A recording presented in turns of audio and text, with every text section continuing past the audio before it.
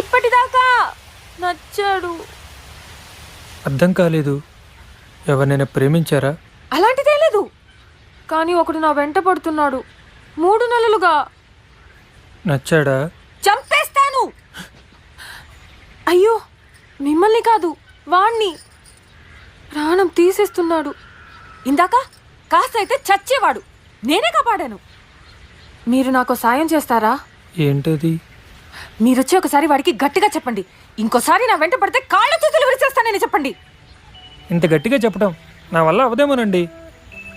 మీరే చెప్పాలి, తప్పదు. ఏ? వాడికి మా అన్నయ్య పెద్ద రౌడీ అని చెప్పాను.